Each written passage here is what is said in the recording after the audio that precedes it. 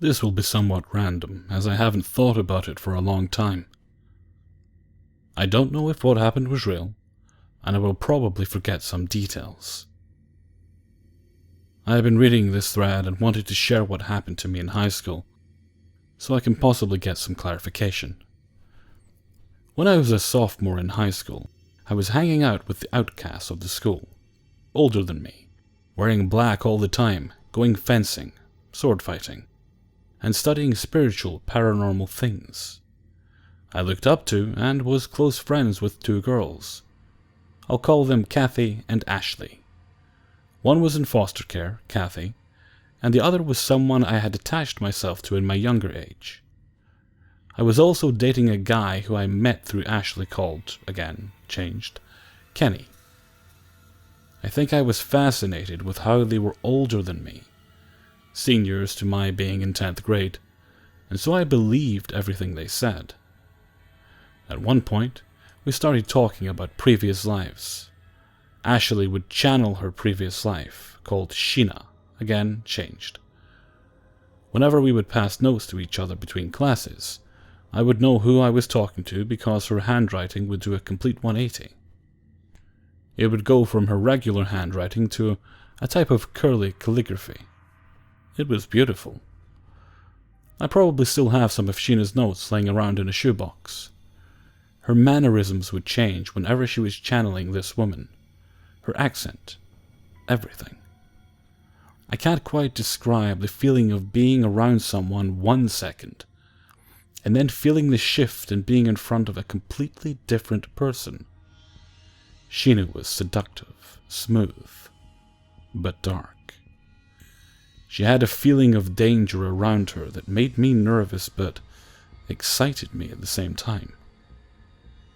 It wasn't just Ashley. Kathy and Kenny had different past lives come through. Kathy's was a little girl, I don't remember her name, but I'm going to call her Sarah for the sake of the narrative. Kenny had multiple. At least 8 and all different. One was from Roman times. I honestly don't remember all of them. It feels like a blur. I remember having long, drawn-out conversations with Kenny's past lives. I enjoyed talking to them all. The Roman one in particular was my favorite because he was intelligent and knew a lot about a time period that I enjoyed studying. It was all the same, though. Different mannerisms, different handwriting, different voices. Honestly, it made me nervous. I wasn't sure if they were messing with me or if it was real. There are a few moments that made me truly scared, though. One was when Ashley was driving me home and out of nowhere her car began spinning. She wasn't doing it.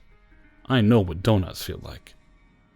This was as if the traction on the tires had been completely lost, like we were on ice. It wasn't icy. There was no sand, water, or dirt on the road that would have had us lose control like that. What Ashley and Kenny told me was that a spirit had been attached to Kenny, one of his past lives' brothers that had killed him, if I remember correctly, and this spirit lashed out at us and tried to hurt us. Might be total BS, I don't know. I just know I was scared. The other time that I remember somewhat clearly was in the middle of the night. We were all in Kenny's car, driving Kathy back to her foster home. Everything was fine, everyone was acting like themselves until Kathy began crying uncontrollably. Sarah had shown herself. Imagine a 5 or 6-year-old girl terrified out of her mind, and that is the behavior that Kathy, Sarah, was exhibiting. Kenny's dominant past life came out at the same time, as did Sheena. We were in the middle of the country in Midwest USA.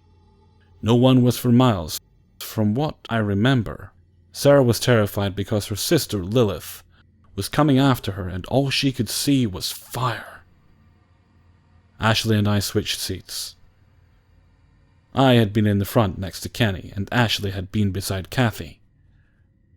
I felt my mothering instinct take hold, and all I could think about was making Sarah feel safe. I held on to Kathy and tried calming her down while not Kenny and not Ashley had a serious discussion on how to safely get us home. I remember seeing a little girl standing in the middle of the road as we were driving and feeling utter dread. But I knew that I had to keep calm for Sarah. We ended up driving through the little girl in the road, and I looked back, and no one was there. Nothing terrible happened. We made it back to Kathy's home safely, and made it safely inside. But there are a few experiences that have terrified me, as much as having no control and being surrounded by personalities that I was not familiar with. After everyone graduated, I never heard anything from the past lives or alter egos. I asked Ashley once in college if it had all been faked to freak me out, and she said no. I don't remember that whole conversation really.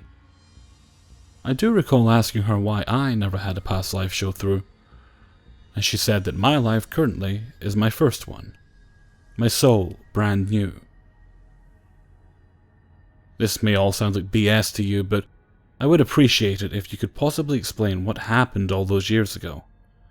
Even now, after typing these stories, my heart is pounding from remembering what happened. I've had multiple run-ins with spirits and dark figures in my life, which is possibly why I haven't just laughed this off as my friends trying to screw with me. It honestly has stuck with me, and been in the back of my mind for years. My boyfriend of 2 years and I go to the same college.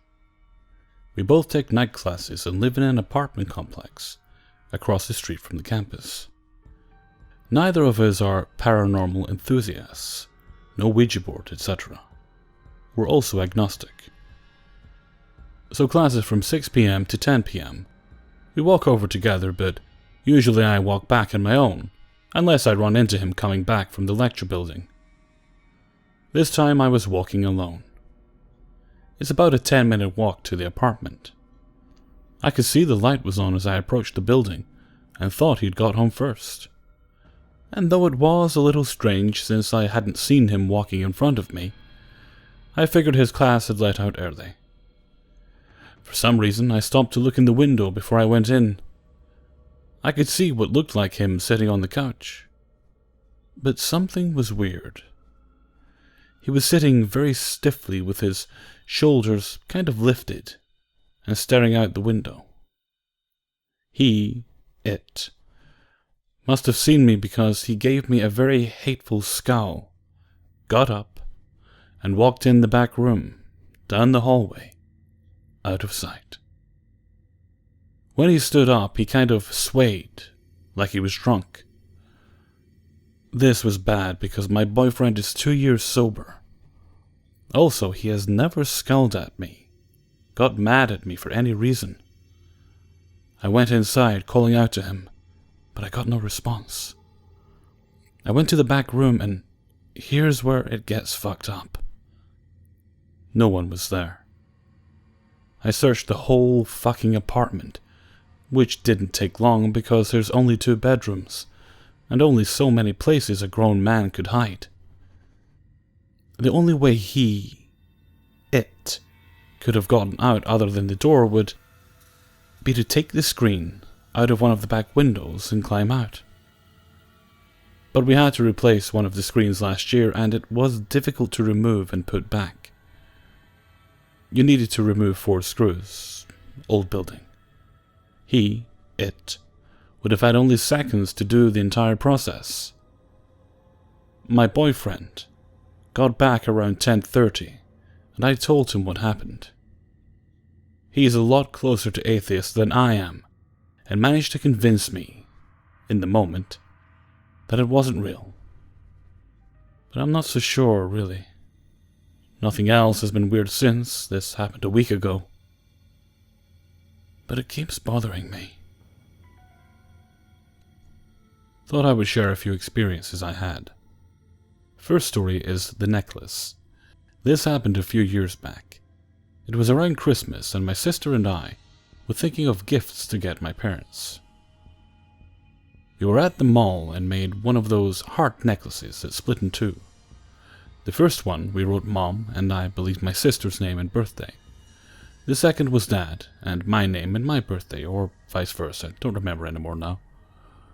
Anyway, we got them a few weeks before Christmas and they both came with their separate boxes.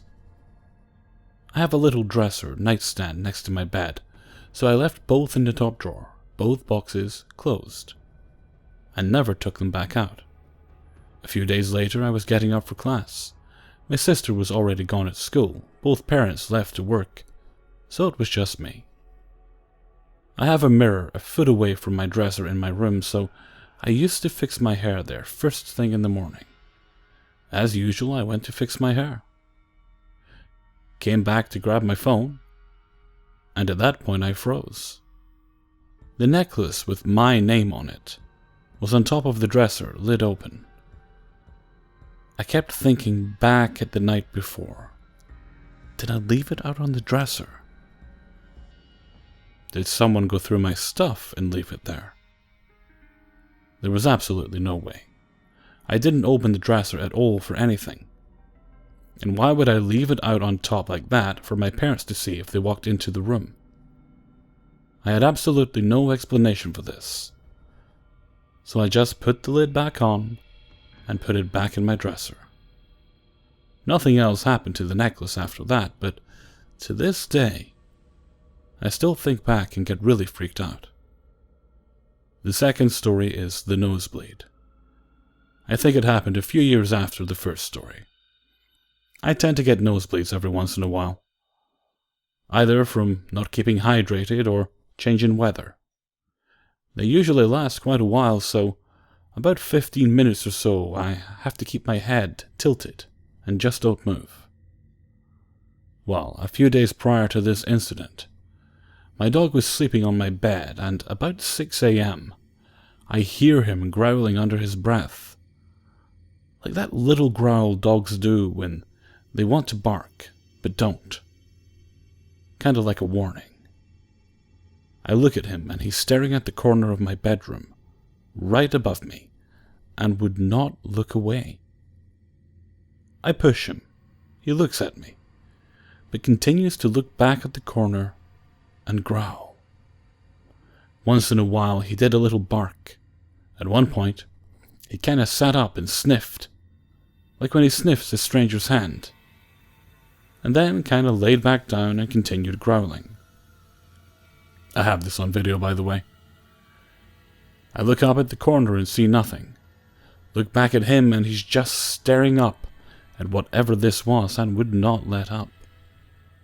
At that point, I was tired and somehow fell back asleep, thinking this ghost or spirit clearly isn't doing any harm. By the time I woke up, my dog was asleep too, so I guess nothing else happened. Anyway, back to the nosebleed story. My now ex-girlfriend was over at my house, and we were getting ready for work. We were kissing a bit while getting ready. All of a sudden, I'm thinking, why do I feel like something is dripping on my face and her face? From the corner of my eye, I see red. I stop. She stops, and we look down. There is blood all over my face, so I'm thinking, shit. I got a nosebleed and run to the bathroom. She follows me, and she has blood on her face, and it's dripping all down her neck. She asked me if I got a nosebleed. I check, and I don't. No blood up my nose, no blood anywhere except my face. No cuts, or anything else. She cleans up as well, and she didn't have a nosebleed either. From the moment I felt the dripping, it couldn't have been more than 5 seconds at most, and then another 10 seconds to get to the bathroom. There was no way in hell my nosebleeds stopped in such a short time, because, like I said, they normally last at least 15 minutes, and only go away if I sit there and wait with my head tilted. We look at each other and can't seem to figure out what the hell happened and where the blood came from. But we just got ready and raced to work, not wanting to be in my room anymore. It's been a few years since these instances occurred, and I don't remember if anything else happened after that. Still really scares me thinking back though, considering I still sleep in that room. Hey everyone, Hellfreezer here, and thank you very much for listening to True Paranormal Stories, Episode 10. Well, it's a little bit of a milestone really, isn't it? I actually got chills while I was reading these stories.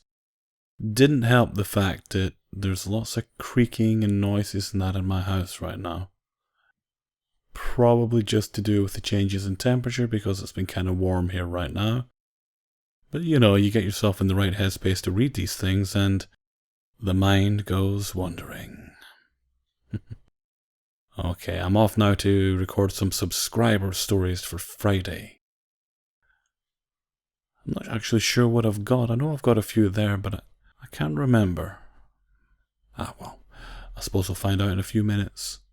Okay, so until next time, thank you very much for listening, and take very good care of yourselves.